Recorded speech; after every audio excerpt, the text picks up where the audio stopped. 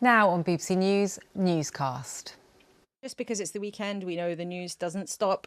There are two mainstreams we'd like newscasters to stay with us about. The international, with the Prime Minister hosting a virtual security conference. And what's happening with Labour at home. It's likely that there is a bust-up brewing over the Labour Party's plans for benefits.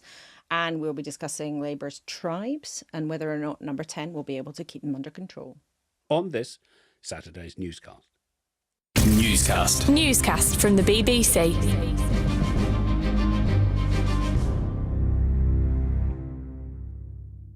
Well, if you hadn't got it by now, it's Laura in the studio. Paddy in the studio. And another weekend when issues at home are today, on Saturday at 3:10, taking second place to issues abroad, with the Prime Minister again flexing his sort of newly discovered diplomatic muscle by calling together countries who Downing Street hopes will be involved in what they've dubbed the Coalition of the Willing to help protect any peace deal that can be done in Ukraine.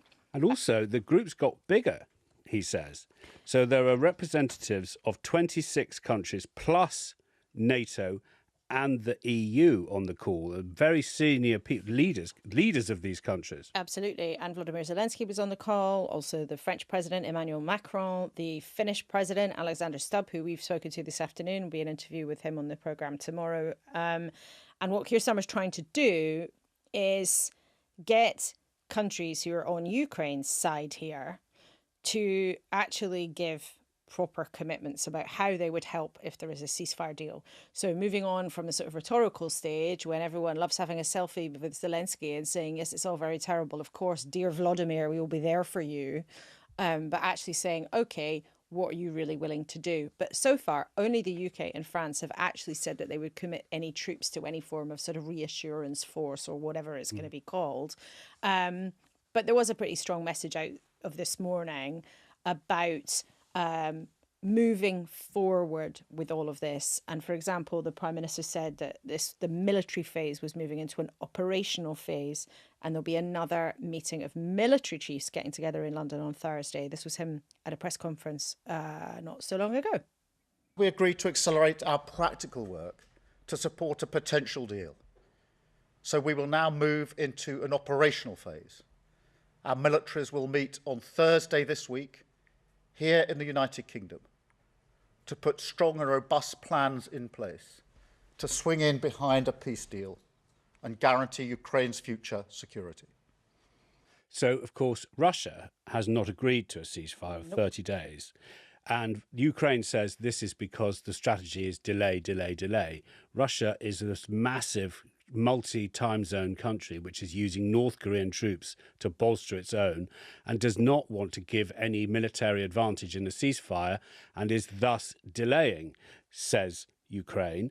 And also so do many people in the world who remember that Russia launched a war having said it was hysterical of the West to think they'd ever go in the first place. Well, that's right. And we asked the Finnish president this afternoon if he thought there was any chance of Putin actually entering into serious negotiations here. And he said he thought the chance of that was abysmal. So there's this weird situation where Keir Starmer is very much trying to push Western allies forward to come up with something solid to help Ukraine guarantee a peace if indeed there is a deal and a ceasefire. But Putin at this moment shows absolutely no indication really of genuinely being interested in talking about a deal in any way that the Ukrainians or other Europeans might find to be acceptable. Meanwhile, you've got President Trump trying very hard to push the whole thing forward because remember, he said he could get Russia to the table. He's had his kind of bust up and then make up with Ukraine. But it's this very strange sort of situation where there are some people saying you can't put the cart before the horse. Keir Starmer's trying to build the cart. This metaphor is terrible and I'm not sure where the horse is. But the sequencing here is a bit tricky, I think. Yeah. And the Finnish president said to us, look, we're willing to be involved, but it's still too early to talk about troops. Yeah, because there's no US backstop agreed yet. No. And that's the thing that the British Prime Minister wants above all. He would, it seems to me, Keir Starmer, from what he said, agree with France to put British troops on the ground. Yeah. That would need the approval of Parliament. But then there would be a US backstop if the shooting started. So you could have a peacekeeping force. But of course, we haven't got peace to keep. So that's the point about you're making very eloquently about the sequencing. I think when you put it together, the other thing to say to newscasters who are fans of the Donald is that until the Donald came with his massive disruption, we in Europe were not pursuing these peace talks. We were not talking about this. And I think... At least not publicly. Well, that's a good distinction. But you think of how much effort newscasters have heard in their news streams about this conversation about 30 days of peace, which the Ukrainians say they're ready to do. They've already proposed it. Yeah. So I think it's important because I've heard so much criticism of the White House. Someone should say from our perch, without this disruptive White House, there was never talk of, there was no ongoing diplomacy like this. That's right. And the West was essentially, broadly speaking, not every single country, and of course there's nuance in this, but if you think the UK position was always, we will continue to support Ukraine, whatever, it must be up to Ukraine to decide how and when this might end. Everything is up to them because they are not the aggressor. They're the people who must be protected, and it must be Ukraine's decision about how to handle this. And there was this sort of approaching moment, wasn't there, over in the sort of run up to Christmas. There was a sort of couple of months where it started to become a bit clear that it was clear there was some kind of negotiation coming, because essentially the war had got to a stalemate. You know, Ukraine was never, it seemed, going to be able to win, because they're a tiny country compared to Russia. And equally, the strength and the support that Ukraine had from other countries around the world meant that Russia wasn't going to win either. So you had this stalemate and this sense that there would be a negotiation sort of approaching. But you're right, it's the arrival of Donald Trump into the White House that is suddenly actually making this happen. Whether you like his style or not, it's absolutely right to say that. This is not what was on the table and what was happening before he went back into the Oval Office. And the Ukrainians I've spoken to in the past few days, close to Zelensky, you spoke to the president himself, I spoke to one of his advisors, say that, look, people said we'd never last against Russia for 3 days. The Russians thought they'd get to Kyiv in 3 days, having told the West was hysterical. Every time a new weapon system was supplied, there were voices off saying, oh, you can't possibly give a weapon that can hit a Russian tank. You know, you can send a weapon that warns of a Russian tank. You can't blow the top off a Russian tank with a British missile, and then you can't possibly go into Russia. You think how you will provoke the bear. You mustn't poke the bear, said Nigel Farage. And then the Ukrainians went into Russia, to the Kursk, of all places, this historic place, one of the key battles of the Second World War. So in saying what I said about the White House, I would also like to make it plain that Russia has been humiliated at times on the battlefield. And, 3 years of war, hundreds of thousands of people dead. And the Ukrainians say, no one thought we could ever do that. And we're fighting for your freedom because Russia can't be appeased. And that's one of the reasons why in the last few weeks, I think you have as well, and we have on Sunday mornings, we spent a lot of time talking to people in the Baltic states and from Russia's other neighbours who remind us here in the UK that for them, this is not just about Ukraine. This is about drawing a line and saying that in democracies and in the world of the 21st century, it is not okay for any country to roll into another country, take their land, and be allowed to do that without there being serious consequences. And histories, whether it's the Finns or the Latvians, or talking to countries like that about how this feels when Russia is either a neighbour or a near neighbour, it's a very, very different complexion to the conversation that you have here in the UK. And so you had the Finnish Prime Minister. Yeah. Did he have... President. You had the Finnish president in an interview that you'll air tomorrow. Yeah.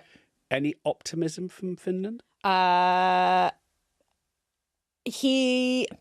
a huge amount of optimism, but I would say a clear resolve that actually this upping of the diplomatic tempo is making a difference.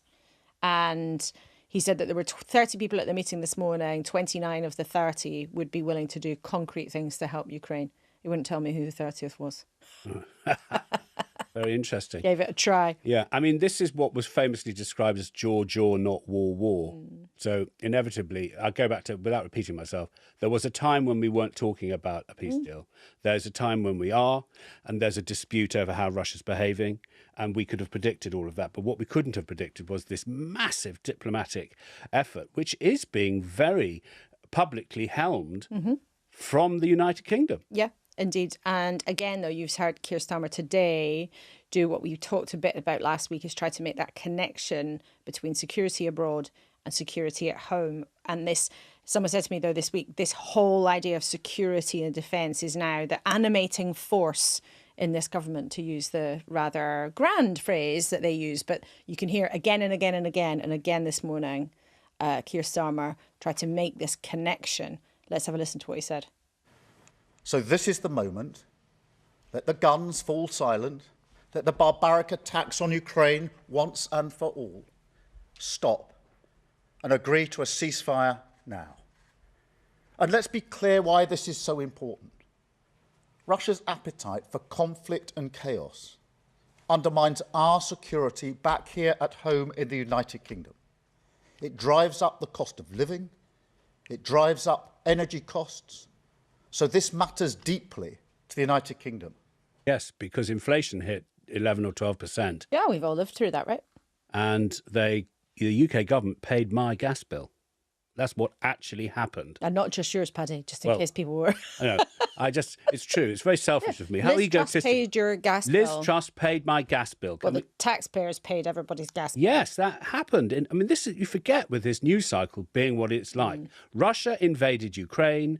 Liz Truss paid the country's gas bill. And that is quite, when you say it out loud, it is actually quite a thing, isn't it? And it was not long after the fact that, after the time when Rishi Sunak paid people's wages during the furlough scheme. Rishi Sunak paid the wages of millions and millions of people. This is the news cycle. Newscasters You're a bit tired. They're still going. But that is why, partly, Liz Truss paying our gas bills, Rishi Sunak paying people's wages, that is why Rachel Reeves is now having to take money away from people or away from government departments, which segues beautifully into the next thing we're going to talk about this afternoon, which is the growing disquiet on the backbenches in the Labour Party about the government's welfare reforms that I think we'll finally see in black and white on Tuesday after weeks of pitch rolling and softening up and all that kind of thing. Yeah. So there's two sides to the word reform, welfare reform. One is cuts. The other is a moral argument that actually more and more young people leaving university and signing on to sickness benefits is not an improved economy and it's not an improved culture, says the government, and in fact many newscasters as well. Yeah, and there is that element of belief in many parts of the Labour movement that actually being in work is good for you, being a productive citizen and contributor to the economy. And it's far better than expecting somebody to, or far better than allowing someone, almost abandoning them to a life of ill health when they're not able to contribute in a way that they want to. Am I Koonsberg-splaining? Because I read everything you write and I'm going to say something which you might have written and presented. So you'll have to... But something I wrote said that the clue is in the title. Yeah. We are the Labour Party. Yes. So did you write that? I didn't write that, Okay. but lots of Labour ministers have said that as part of their answer to, well, are you being really terribly mean and taking people's benefits away? Part of their answer is no, this is a moral mission because we are the Labour Party. We believe in work and the value of work, not just to the economy, but the value of work to people as human beings who want to play a part in their society. The tricky thing for the government here is that ideas to get people back to work and get people off incapacity benefits and get more people into the workplace were in Labour's manifesto. They were one of the things that was much discussed. Jonathan Ashworth then was the Department for Work and Pension spokesperson at that point. He had quite a lot of plans about how to go about doing this. What was not in Labour's manifesto or on any Facebook ads or leaflets was, oh, and by the way, we might actually be freezing or taking away possibly benefits from people who might feel like they really absolutely rely on them and need them. So this is the very live conversation in the Labour Party about what to do here. Liz Kendall's going to set out more of the plans on Tuesday. In the spring statement, a bit like a mini budget, which is the week after next, Rachel Reeves is going to stand up and say, I'm going to have to find a lot more wonga out of the welfare budget than I expected. Yeah. And therefore, these are the cuts or squeeze or tightening of criteria. But however you want to play it, Labour is going to try and take a lot of money out of the welfare budget. And people who are on welfare are among the poorest and most vulnerable in our country. Yeah. So let me take your words and put it another way. Labour is going to take money away from some of the poorest and most vulnerable people in the country. Which is not what most people in politics who go into the Labour Party to do. There is very significant unease about this whole approach in the Labour Party, including in the cabinet. And that's why in the last couple of weeks, Number 10 has been having groups of backbenchers into Number 10 to go through the plans with them, to try to sort of... Is that how it's working? There've been lots of different meetings of groups of backbenchers being invited into Number 10. Not to have time with the Prime Minister or with Liz Kendall, the minister who's pushing these reforms ahead, but to have time with the sort of policy officials and also the Chief of Staff, Morgan McSweeney. And they have been told about the plans. They haven't been given the details and the numbers of exactly how it's going to work, but they've basically been sold the idea. Yeah. But there is an awful lot of unhappiness. What I've been trying to work out in the last couple of days is whether that unhappiness might actually translate into anything that even looks like a significant and sizable rebellion. Because there was for the government. In 1997, there was a rebellion. There was a rebellion of 47 over plans to cut benefits for single parents, and 100 MPs abstained, and a couple of junior ministers actually quit. So we've been trying to sort of assess this because I think this whole thing is fascinating. First and foremost, it's really important for people who receive those benefits, of course. Let's just say that the human impact of these changes is, of course, the most important thing. But there's a really interesting second level political impact.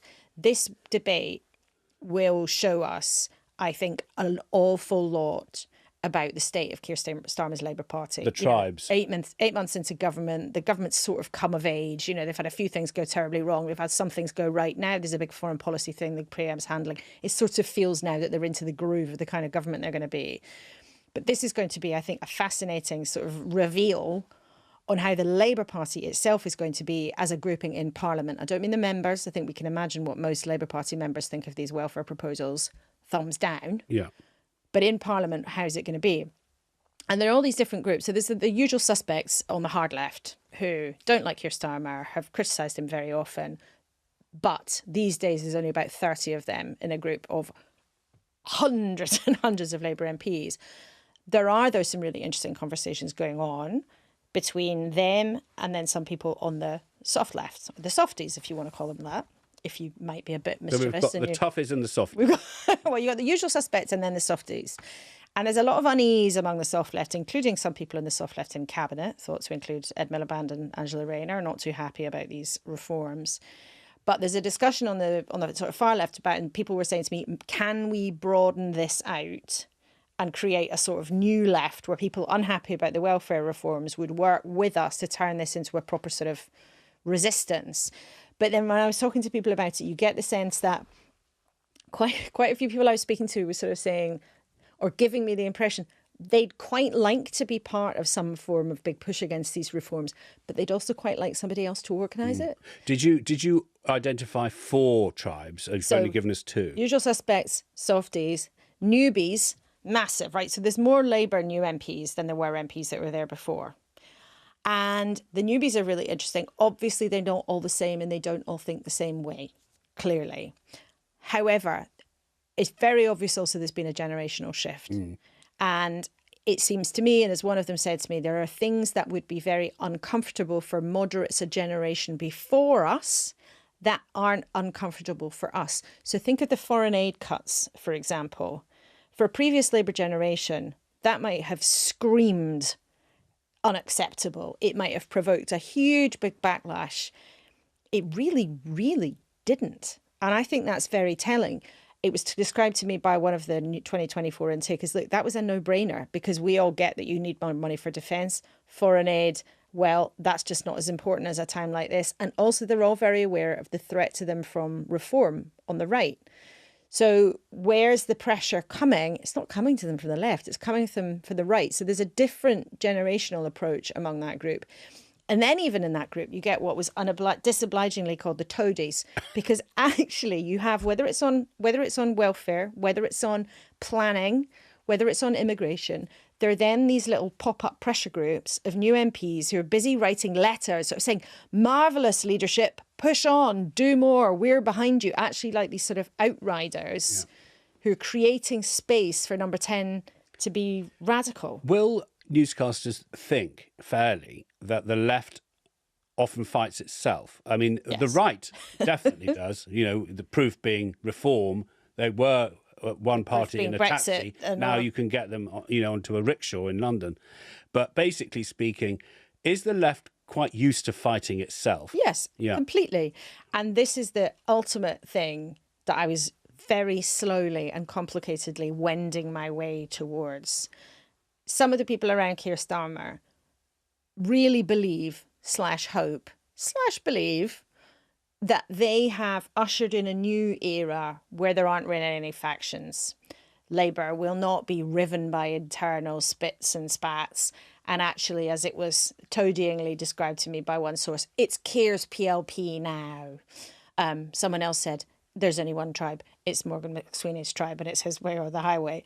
But if Keir Starmer's team really believe that they have managed to genuinely move on, then that is quite a political achievement. It is also perfectly possible that this welfare conversation is very bruising and becomes very difficult. And you do see splits and spats and things that are uncomfortable for them. It's winter fuel allowance times 10, isn't it, really? It is. So that do we predict resignations from the front bench, for instance, so that Liz Kendall gets up, gives the detail. Once the detail is seen, some people will have to say, won't they, certainly MPs will say, on conscience, I can't support this. But will we see ministers? Do you want to make a prediction? I mean, predictions are daft. I don't think we'll see a major resignation on this. I think that Keir Starmer's allies are right at this time. The Labour Party is not necessarily a happy place where everybody's punching the air, but it is pretty tight. It is pretty unified. There is more confidence in Downing Street now about how things are running, about the political operation. There's more confidence, I think, also because they see how Keir Starmer's performing on the world stage. It sort of feels like a better place. But does that mean this isn't going to have some very embarrassing moments or some tricky moments in the next few weeks? I'm not so sure. And there's also, in another few weeks, probably April sometime, the date's not confirmed yet, there's going to be an immigration white paper that I'm told might also be very tough. And there is this sense, as somebody said to me as a party insider, said, look, there is a collision coming. And don't forget Labour's not looking pretty in the polls.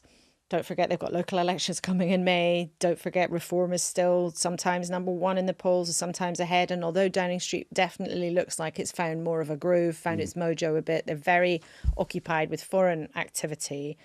The picture at home is not an easy one at all. And I go back to how you started talking about this, which was to quite a long time ago. No, not long ago enough.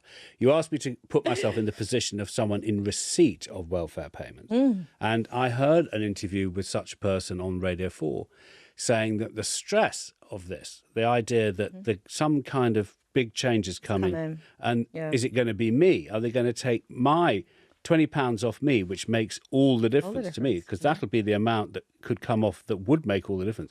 So what will happen is that as the details come out, the newspapers, the podcasts, the airwaves will fill with people in those pockets identified by Liz Kendall. They will then have thousands of names attached to them, and we will hear and read from those people. We will. And be taken into their living rooms and we'll be asked, could you do it? Could you live on this money? And MPs will. And MPs will hear it in their email inboxes and by petitions and by conversations they have with constituents.